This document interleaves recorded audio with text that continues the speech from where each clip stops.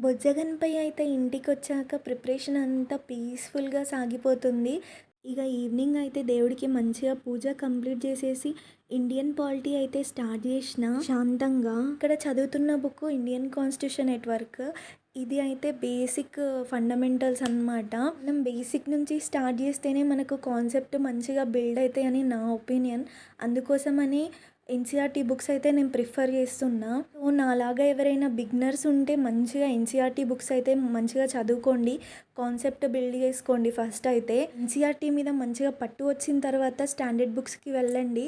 ఇది నా ఒపీనియన్, నా సజెషన్ అని కూడా అనుకోండి. ఇక్కడ నేనైతే థర్డ్ చాప్టర్ అయితే చదువుతున్నా అనమాట.